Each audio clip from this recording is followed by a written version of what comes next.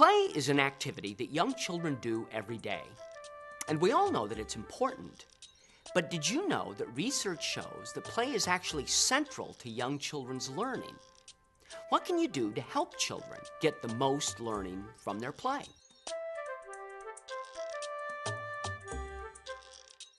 When you look at play, when you watch children play, it's pretty obvious that it's a really enjoyable, fun activity for children. Probably is what makes childhood so enjoyable. What is not as obvious, maybe, is how important play is for children's development. Research has found that play helps children to think creatively. They learn all kinds of different problem-solving strategies when they play. Play has been linked to language development, and certainly it leads to positive social skills. One of the more important things that research shows is that play is related to reading and learning to write. One way that play helps children in literacy areas is that it's very symbolic. For example, when they're using a toy telephone to represent a real phone, they're using a symbol. That's not unlike looking at a word and seeing that it represents something that's not present or something in real life. One element of play that I think is important to observe in children is pretend or make-believe. One thing you want to watch for as you're watching children play is, do they engage in make-believe? Do they take on the roles of pretend characters or other people in their lives? Do they use objects in make-believe ways?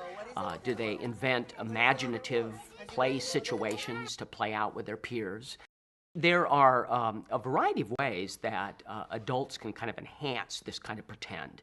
One really enjoyable way to do this is simply to play along with children, to actually take a make-believe role, play parallel or with children, to make play suggestions, to ask questions, to kind of encourage this kind of role play. You know how much it's going to cost to get my car fixed, Jane?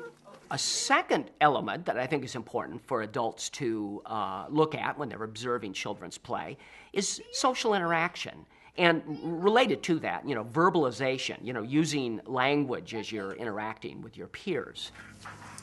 I need another long one. There is no more long one. You want to see a lot of language in this kind of play setting. Maybe we can do this. No. No. This is a long one. Take a role, try to facilitate more language by asking questions, trying to facilitate some peer interaction. A third element of play that I think is important for adults to look for is what's sometimes been called play complexity.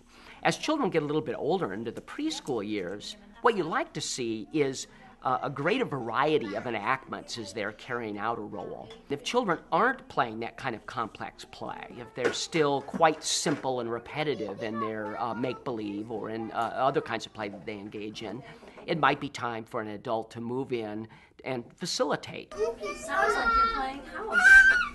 Are you playing house? Again, through question asking, maybe suggesting some new enactments to perform, will help the play to become more complex. What's this baby's name? One thing I'd like to be sure to caution about is that playing with children is great fun, and so all of these strategies to facilitate play will be very enjoyable for the adult as well as the child. The thing we have to be careful about, though, is not to stay too long, to overstay our welcome, but to be sure that after a period of enriching children's play, we get out of the play center to allow them to play on their own. We need to be very respectful of children's play activities. When you enhance children's play in these ways, when you facilitate their pretend play, the complexity of their play, social interaction, not only are you enhancing their play, but this leads directly to overall advancement in children's development. Play is a wonderful tool for parents and teachers to use, a wonderful vehicle for promoting larger areas of development. Okay. 52. 52?